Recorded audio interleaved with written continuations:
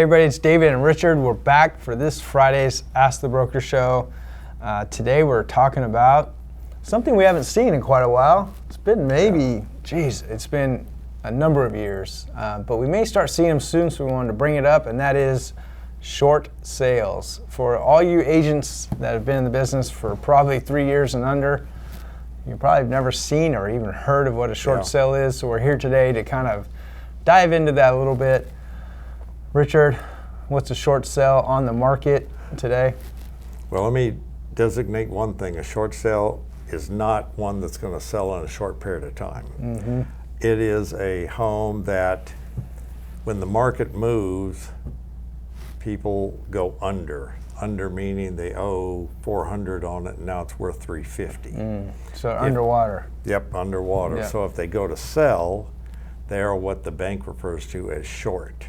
Yes. And they now have to get approval from the bank to be able to sell it short. And that's where a short sale comes in. Because the bank essentially is going to take, in your example, the loss of that $50,000. Right, they're going to lose $50,000. So just when you write an offer, it's got to be contingent on the bank approving it too, because there's the bank saying, wait a minute, you want me to lose $50,000?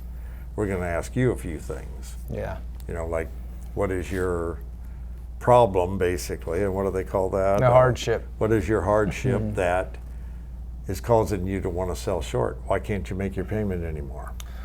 So in that instance, the homeowner needs to fill out a quite lengthy application for a short sale and prove they're having a hardship. Prove that they've been unemployed, prove that whatever the hardship is, the bank's going to want to see documentation.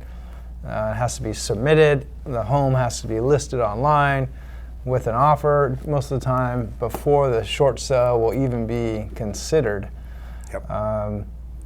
After the housing crash or during the housing crash 2008, 9, 10, 11, there were lots and lots of short sales.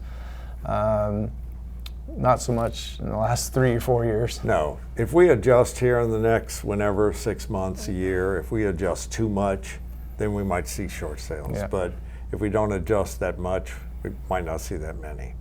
One more little tip for a seller on a short sale. When the bank approves that short sale, make sure that it says on the bottom line, ending balance is 0. Mm-hmm. Because a bank can approve your short sale, so you owe them $400, like the first example. You're selling it for $350. If that bottom line says you still owe them $50,000, you still do, even after you sold the house. So why would you want to do that? Most of the time they do put 0, but just take a look at it. I've seen a few every now and then that try to slip that in there, and then everything stops. And then the bank says, okay, we'll make it 0. I've actually seen them try to get that money. Yeah. So what's a reason why somebody would actually, a homeowner would want to do a short sale versus just say, forget it, I'm just going to let the bank foreclose. They can take the house back. I mean, if it's so much work to do a short sale, why do it to begin with? Good point. The one I know of mostly is it doesn't ding your credit as bad. Yeah. If you get a foreclosure, you've got a foreclosure on there, it's this many years before you can buy a house again. And even when you go out to buy other things, cars, things like that. Yeah.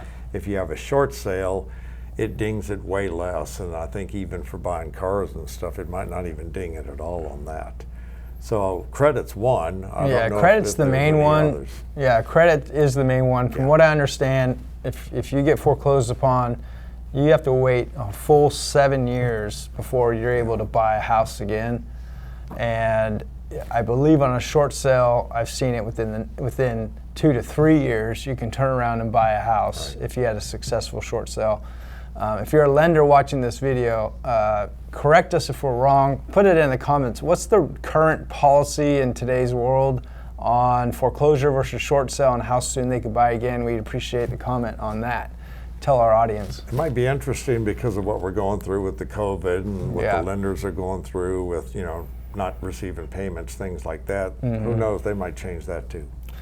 So we shall see moving forward into the future. If there's there will be a correction at some point in time. Yep. I'm sure we'll start to see some short sales. How many, we don't know. How significant, we don't know. But that's the definition of a short sale for those of you who do not know.